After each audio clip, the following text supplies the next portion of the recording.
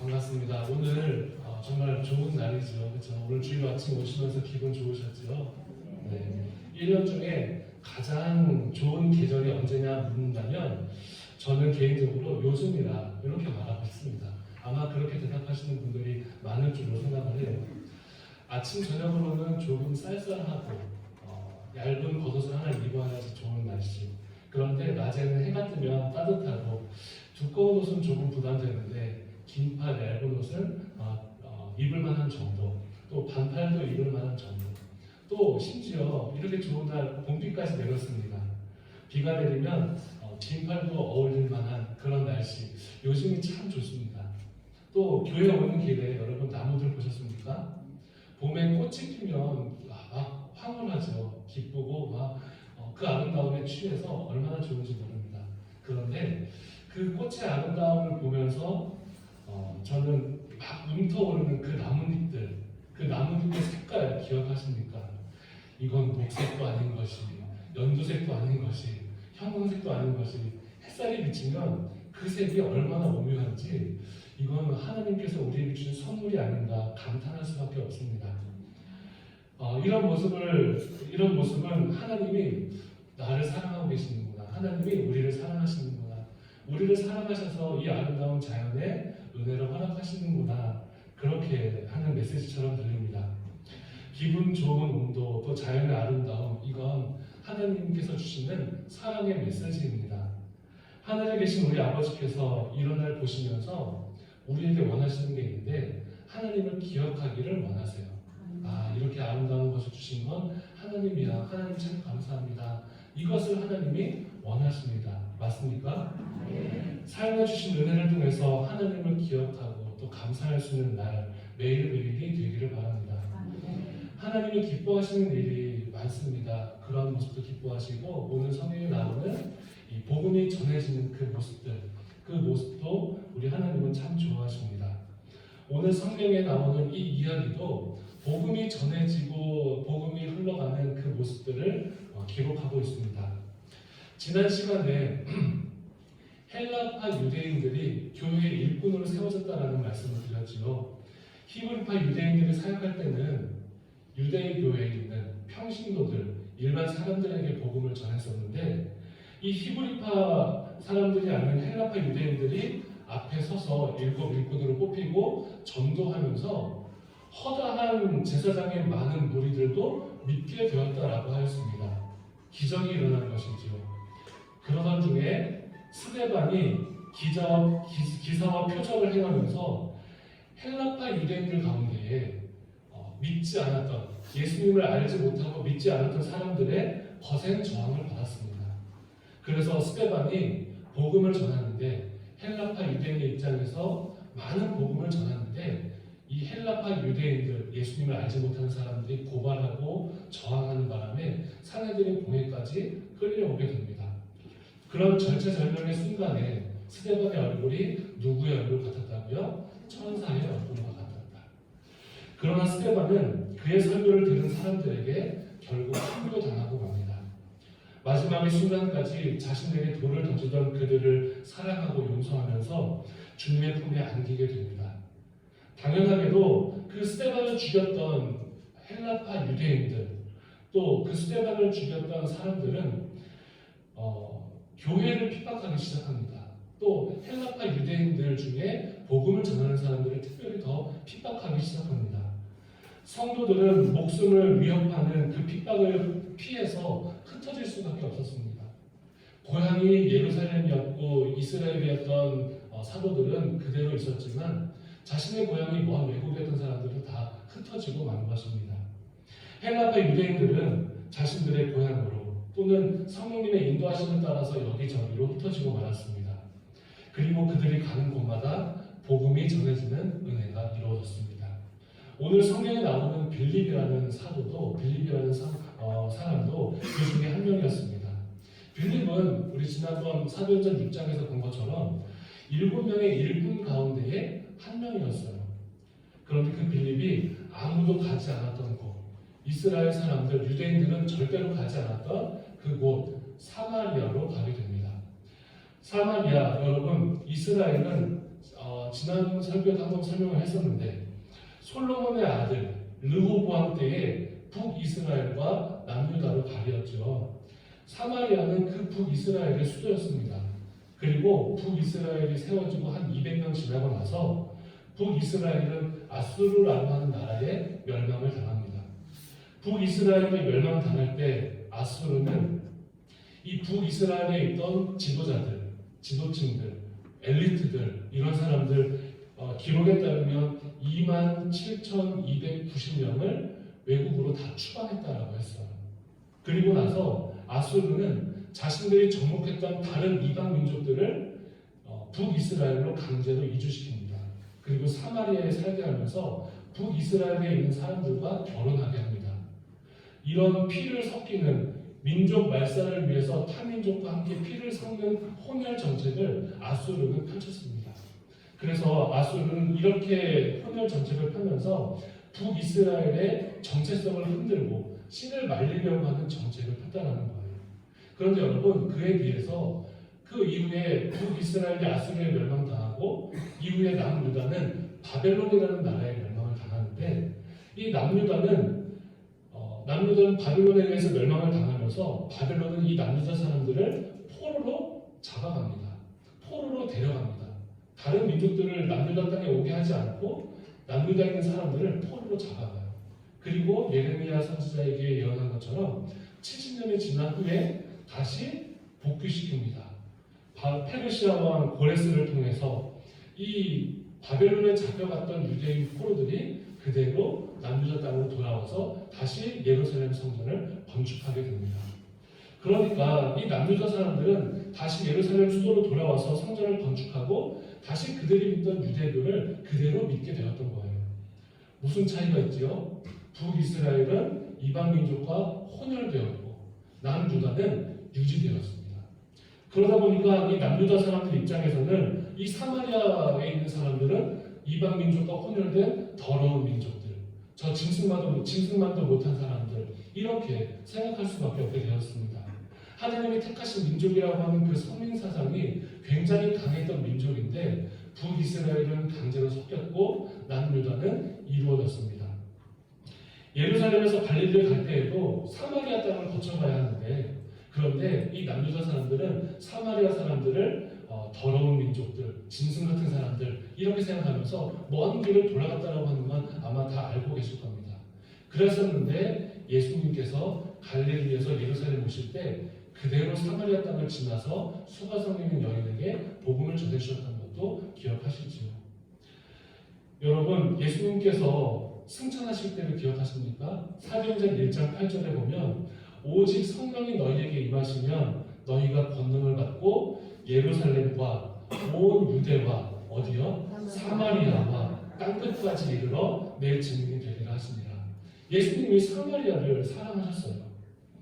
예루살렘과 온 유대, 사마리아 땅끝까지 복음을 전하라고 하셨습니다. 그래서 빌립은 예수님의 이 말씀을 따라서 아무도 가지 않았던 곳, 모든 유대인 사람들이 싫어했던 그 땅 사마리아로 가서 복음을 전했습니다. 이방을 향한 복음 전도의 첫 번째 기록입니다. 많은 사마리아 사람들이 빌립을 통해서 한 마음을 가지게 되었다. 오늘 우리가 읽은 성경 말씀입니다. 그들은 기적과 치유의 은혜를 경험했고 사마리아 성은 복음이 전파되자 큰 기쁨으로 가득했습니다. 오늘 우리가 읽은 암송의 말씀이죠. 금주의 말씀이죠. 그 성에, 사마리아 성에 큰 기쁨이 있었습니다. 사마리아에 하나님이 기뻐하시는 일들이 막 일어나기 시작했습니다. 그런데 사도행전을 읽다 보니까 기쁨이 있고 큰 기쁨으로 가득하면 그것으로 가득하고 계속되면 좋겠는데 이 안타까운 일들을 한 번씩 기록해요. 오늘 성경은 빌립이 복음을 전할 때에 믿은 한 사람을 소개하고 있습니다. 바로 마술사 시몬입니다. 그의 마술이 얼마나 신기했던지 빌립이 사마리아 땅에 오기 전에 이 사마리아 사람들은 그 시몬을 보면서 야, 저분은 하나님 같아 이렇게 생각했다는 거예요. 저분은 신이야 이렇게 생각했다는 겁니다. 그렇게 이 마술사 시몬을 또 추앙하고 따랐습니다. 빌립이 사마리아에서 하나님의 나라와 예수 그리스도를 전했고 기적을 행했습니다. 사마리아 사람들이 믿고 세례를 받는 그 가운데에 시몬의 입장에서 보면 이건 큰일 났다. 라이벌이 생겼구나. 이런 생각을 할 만해요. 시몬의 입장에서 보면 긴장했을 것 같습니다. 나의 밥그릇을 빼앗을 수 있는 한 사람이 나타났구나. 자기를 추종하던 사람들이 나를 따르지 않고 빌립을 따르는 것입니다. 이거 큰일이다. 내가 빌립하고 사생결단을 한번 내야겠다. 이렇게 해야 돼도 괜찮은 상황인데, 그런데 이 빌립이 마술사 시몬을 전도하니까 이 시몬 역시 복음을 받아들였다라고 하는 그런 기록으로 오늘 말씀을 전해줍니다. 빌립이 복음을 전할 때에 받아들였습니다. 게다가 그 마술사 시몬은 빌립이 복음을 전했을 때 그 빌립을 따라다니기까지 했대요. 오늘 성경 13절에 우리 13절을 같이 읽어볼까요? 13절 시작. 시몬도 믿고 세례를 받은 후에 전심으로 빌립을 따라다니며 그 나타나는 표적과 큰 능력을 보고 아멘. 네, 이런 소식이 빌립이 사마리아에서 복음을 전한다. 빌립이 사마리아에서 복음을 전하는데 빌립이 기적을 행한다. 빌립이 사마리아에서 복음을 전하는데 빌립을 따라다니는 사람들이 있다. 이 소식을 예루살렘에서 듣게 됩니다. 또 12사도들이 듣게 됩니다. 그래서 이게 정말이냐 한번 확인해보자 라고 하면서 급하게 사도들을 파송합니다. 사도들은 발신반의하면서 베드로와 요한을 사마리아로 보냈습니다. 베드로와 요한, 사마리아 사람들이 하나님의 말씀을 받아들이고 믿고 순종하는 것을 눈으로 확인했습니다. 또한 예수님의 말씀을 믿고 세례를 받았다라고 기록을 하는데 아직 한 사람에게도 성령이 내리신 일이 없고 오직 주 예수의 이름으로 세례만 받을 뿐이었다라고 말합니다. 그래서 가끔 이 본문으로 오해를 살 때가 있습니다. 이 본문을 여러분 오해하면 안 됩니다. 나중에 기회가 되면 이 본문으로 자세하게 설교할 기회가 있겠지만 여러분 이 세례 요한이 베풀었던 물 세례, 예수님의 제자들이 베풀었던 물 세례도 성령으로 충만한 세례예요. 예수 그리스도의 이름으로 베푸는 세례입니다. 그런가 하면 성령 세례도 중요한 세례입니다. 보혜사 성령님이 주시는 세례입니다. 그래서 또 이 물 세례가 중요하냐, 성령 세례가 중요하냐, 오늘 본문을 통해서 어떤 사람들은 물 세례 소용없어, 성령으로 세례 받아야 돼, 이렇게 말하는 사람들이 있는데 이건 굉장히 위험한 견해입니다. 그런가 하면 오늘 성경 말씀처럼 어떤 능력 있는 사도가 하나 나타나서 안수를 하면 성령을 받는다더라, 이렇게 말하는 것도 굉장히 위험한 견해입니다. 그건 잘못된 것입니다. 그럼에도 오늘 이 말씀이 이렇게 기록된 것은 하나님이 특별하게 의도하신 것이 있다. 하나님이 특별하게 의도하신 것을 강조하기 위해서 예외적으로 두는 사건이다. 이렇게 보시는 것이 우리에게는 더 좋습니다. 베드로와 요한을 통해서 사마리아 사람들이 성령을 받는 일들이 일어났어요. 마술사 시몬도 이 모습을 보면서 우와 대박이다, 이거 배워야겠다 라고 생각하면서 내가 돈을 줄 테니까 내가 기도하고 안수할 때에도 성령 받는 사람들이 생각해 좀 해주세요, 이렇게 베드로에게 요청을 하는 거예요. 여러분 잘못된 것입니다. 예수님을 믿었고 빌립을 따라다니는 마술사 시몬이었는데 내가 돈을 내고 나도 성령으로 무슨 우리 장난하고서 수련회 때 수련회 때 이렇게 촉극을 하듯이 장풍 쏘듯이 막 성령이 나가는 거 아니에요. 그런데 이 마술사 시몬은 그렇게 생각을 했습니다. 방법이 잘못되었습니다. 돈을 주고 성령 받으려고 했습니다. 베드로는 그 시몬을 꾸짖기 시작했습니다. 내가 하나님의 선물을 돈 주고 살 줄로 생각하느냐? 내 은과 함께 내가 망할지어다. 그러므로 너는 이 악함을 회개하고 너 주께 기도해야 된다. 혹 마음에 푸는 것이 있으면 사하여달라고 기도해야 된다. 이렇게 말했습니다. 여러분 오늘 우리가 이 시몬의 모습을 통해서 알 수 있는 것이 무엇입니까? 빌립이라는 놀라운 복음의 사람을 통해서 예수님을 알게 되었습니다. 예수님이 행한 일을 들었습니다. 예수님의 십자가를 들었습니다. 부활도 들었고 복음도 들었습니다. 그리고 아멘 했습니다. 결단하면서 전심으로 빌립을 따라다녔습니다. 빌립의 사역을 도왔습니다. 아마 요즘으로 치면 정말 충직한 전도사님 같았을 거다라는 생각도 합니다. 사모함이 있었습니다. 열심도 있었습니다. 믿고 세례도 받았습니다. 그런데 여러분, 가짜 믿음이었습니다. 그냥 오늘 성경에 나오는 것처럼 따라다니는 믿음이었습니다. 따라다니는 믿음, 시몬은 가짜였습니다. 믿습니다. 믿습니다. 저 예수님 믿습니다. 저 예수님 부활도 알아요. 저 믿어요. 라고 하는데 그 믿음이 온전하지 못했고 가짜였다는 것입니다. 빌립을 따라다니기는 했지만 하나님의 영광을 받으시는 그 진짜 믿음이 아직 아니었습니다. 오늘 사건을 통해서 우리 시몬이 성령을 받았을지도 모른다고 생각할지 모르겠어요. 나를 위해 기도해 주십시오. 이렇게까지 이야기하지 않았습니까? 그런데 가짜라는 것, 이거 너무한 해석 아닙니까? 라고 말할 수도 있습니다. 여러분, 이 빌립이 잘 생각해 보십시오. 오늘 성경 본문을 보십시오. 잘 생각해 보면 빌립이 따라다니는 수많은 사람들이 있었습니다. 빌립은 전략적으로 예수님을 믿었던 사람이에요. 전략적으로 이 마술사 시몬은 예수님을 따라다니고 빌립을 따라다니면서 이 빌립을 의지하고 빌립을 통해서 나의 밥그릇을 넓히고자 했던 사람이었습니다. 여러분, 오늘 성경 시몬이 성령 받지 않았음을 기록합니다. 시몬에게 성령이 내렸다라고 하는 말씀도 기록되어 있지 않습니다. 초기 교회 지도자 저스틴이라는 교부가 있습니다. 그는 오늘 나오는 이 사도행전 8장의 시몬에 대해서 이렇게 기록을 합니다. 시몬은 자신을 신처럼 생각하는 사람이었다. 사마리아 출신으로 이집트에서 철학과 마술을 배웠다. 사도들의 복음을 들은 후에 영지주의파의 교사가 되었다. 그리고 로마에서 시몬교를 만들었다. 여러분, 무엇입니까? 예수님의 말씀을 듣고 저거 내가 잘 만들면 더 잘 만들 수 있겠는데 라고 생각했던 것입니다.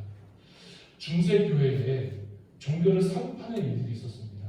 종교가 타락하고 성직을 매매하는 일들이 있었는데 오늘 나오는 마술사 시몬, 이 시몬의 이름을 딴 시몬이라고 하는 단어가 성직 매매라는 뜻이에요. 종교를 사고팔고 하는 그 일을 시몬이라고 부릅니다. 돈을 주고 성령을 사려고 했던 그 시몬의 모습, 이후에 기독교 신앙을 이단 신앙으로 만들어서 자신의 종교를 만들었던 그 시몬의 이름을 따서 시몬이라고 하고 부릅니다. 451년 세계 종교 회의였던 칼케돈 회의에서는 돈을 받고 안수하는 것을 금하는 결정을 내렸습니다. 그리고 1179년 라테란 공회에서는 돈을 받고 세례를 주는 것은 금지했습니다. 여러분, 우리나라 한국교회 초기에도 돈을 받고 기도해주는 전도사님, 돈을 받고 기도하는 권사님들이 있었던 거 기억하십니까? 그렇습니다. 사람의 생각과 사람의 믿음으로 우리는 잘못된 신앙생활을 할 수 있습니다. 여러분, 복음이 전해지는 것은 말로만 듣는 것은 아닙니다. 우리가 세례를 받는 것이, 교회를 다닌다라고 하는 것이 기적과 큰 은혜를 경험하는 것으로 끝나는 것이 되면 안 됩니다. 여러분, 우리의 복음은 삶으로 드러나야 하는 것입니다. 오늘 여기교회 성도님들 많은 분들이 믿음의 고백을 하십시오. 하나님 사랑한다라고 얘기하시고 예수님 믿는다라고 하시고 부활하신 주님을 믿는다라고 고백하십시오. 그런데 그 고백 가운데에 하나님 앞에 진심으로, 정결함으로, 깨끗함으로, 거룩함으로 서셔야 합니다. 그 어떤 나의 이익과 나의 생각은 넣어서는 안 됩니다. 여러분의 심령 깊은 곳에서 하나님을 만날 수 있는 복을 누리는 우리 성도님들이 되시기를 바랍니다. 여기 교회를 통해서 우리 복음이 전해지기를 바랍니다. 여러분, 교회는 그 세워진 지역을 대표하는 천국의 모델입니다. 세상 사람들, 아직 하나님을 알지 못하는 사람들이 교회, 그래, 죄인들이 모이고 연약한 사람들이 모이고 아직 완전하지 않지만 저 교회보다 천국을 닮은 공동체는 이 세상에 없어라고 고백할 수 있는 그런 공동체가 되어야 해요. 완전하지 않지만 천국을 보여주면서 하나님의 나라를 보여주면서 하나님의 나라를 전파할 수 있는 그런 공동체가 우리 여기 교회가 되어야 합니다. 우리 여기 교회 전도의 사명을 감당할 때에 여러분 꼭 기억하십시오. 하나님 앞에 정직한 믿음으로 복음 증거자로 서셔야 합니다. 하나님 앞에 아름다운 믿음으로 복음의 길을 나서야 합니다. 여러분, 우리 여기 교회가 이 전도의 사명을 감당하기 위해서 세 가지의 전도 모델을 기도하고 있습니다. 이름을 붙이기로는 제가 이미지 전도, 또 관계 전도, 또 사역 전도 이렇게 이름을 붙였는데요.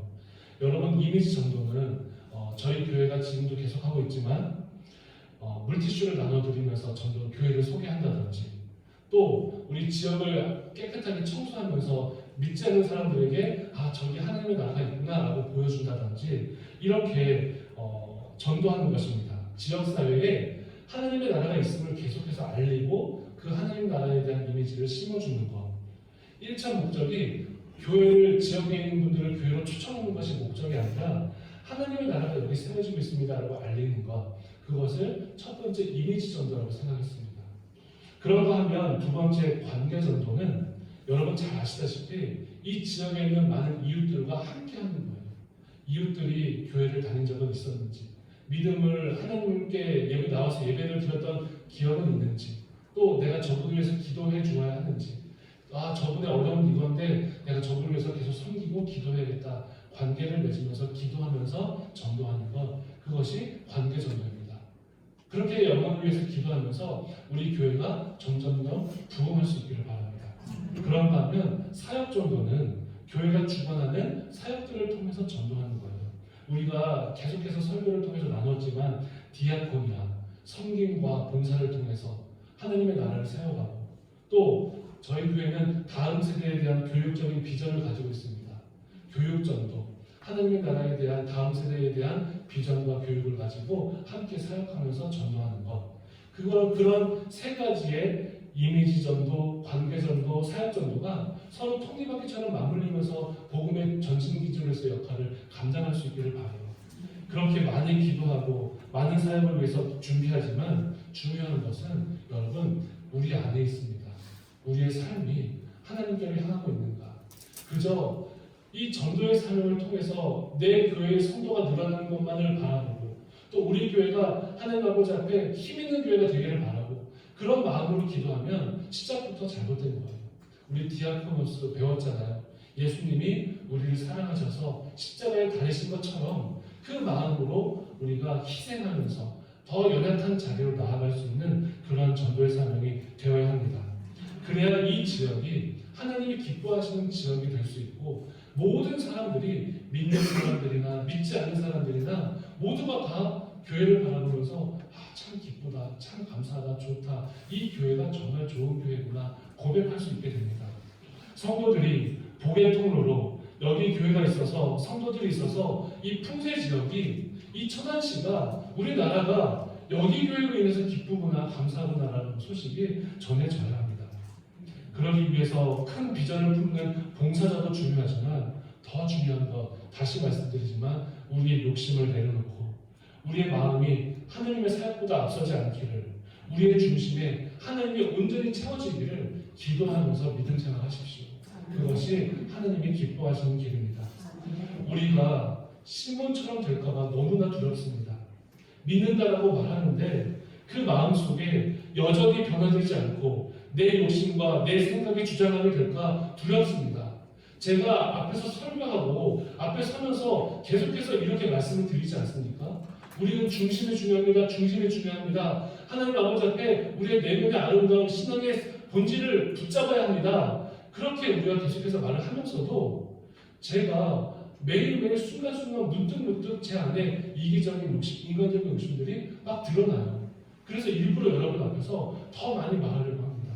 사랑하는 여러분, 예수를 믿는데 사실 속으로는 자기 이익을 챙기려고 하는 삶이 되지 않을까 두렵고, 하나님을 섬긴다라고 하면서 내 안에 욕심과 정욕을 섬기려고 하는 것은 아닌지 두렵고, 복음을 전하고 지역의 아름다운 교회를 세워야 함을 말하면서도 우리의 죄악이 담기지는 않을까 두렵습니다.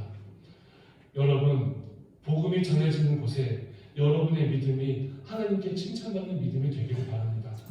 어떤 경우에라도 우리 신앙의 수준이 우리가 모여서 예배하는 이 성도들의 숫자만큼 더 높아져야 합니다. 우리의 신앙의 수준이 우리 교회의 이 능력과 주시는 은혜보다 더 높아져야 합니다. 어떤 경우에라도 교회에 모이는 성도들이 많다라고 해서 우리의 신앙 수준이 높아졌다, 가치가 많아졌다 생각하시면 절대로 안 됩니다. 우리는 하나님의 뜻을 이루며 하나님의 나라를 세워가는 성도들이 되어야 할 줄 믿습니다. 사랑하는 여러분, 우리 함께 찬양하면서 주님께 나오기를 원하는데요. 우리 함께 이 마음으로 찬양합시다. 이 민족의 가슴마다 그리스도의 아름다운 계절이 오게 해달라고 기도합시다. 이 땅에 하나님의 나라가, 하나님이 임재하시는 나라가 이루어지게 해달라고 기도합시다. 믿는다라고 말만 하는 것이 아니라 하나님 복음의 자리에 내가 나아가게 하여 주시옵소서. 하나님 사랑하는 마음으로 복음의 자리에 서게 하여 주시옵소서. 우리 함께 자리에서 다 같이 일어나서 함께 찬양하고 또 함께 고백하면서 잠시 기도하고 결단하는 시간을 갖도록 하겠습니다.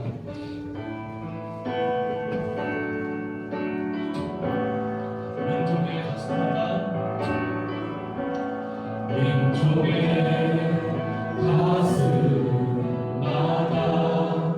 피우는 그리스도를 심어 이 땅에 푸른 푸른 그리스도의 계절이 오게 하소서.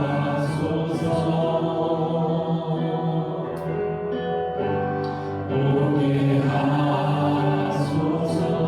이 땅에 하나님의 나라가, 이 땅에 하나님의 나라가 이루어지게 하옵소서.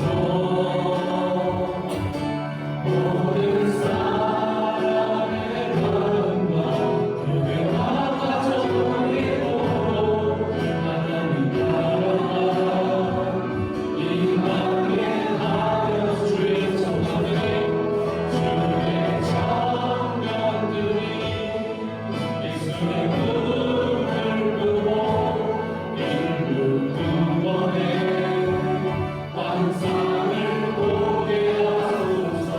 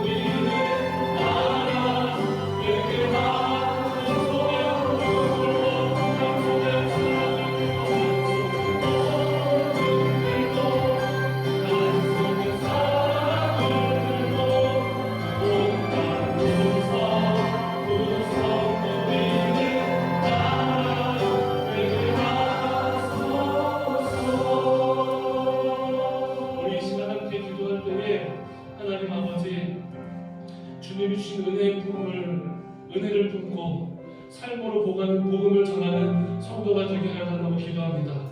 한 손에 복음을 품고 한 손에 사랑을 들고 교회에 나오는 것으로만, 믿는다는 것으로만 만족하지 말게 하시고 성령님의 은혜로 충만하여 한 손에 복음이요 한 손에 사랑으로 살아가는 전도자가 되게 해달라고 기도합시다. 또한 두 번째 기도할 때에 여기 교회가 은혜로 가득한 교회가 될 수 있도록 기도합시다. 여기 교회의 신앙 수준이 성숙하게 되게 하시고 많이 모이는 것으로 내 믿음이 큰 것으로 착각하지 말게 하시고, 하나님 우리의 신앙 수준이 자만하지 않는 삶, 하나님 아버지 앞에 늘 겸손하게 믿음으로 살아가는 믿음 되게 해달라고 다 같이 하나님 아버지 이름을 부르고 함께 통성으로 기도합니다. 주여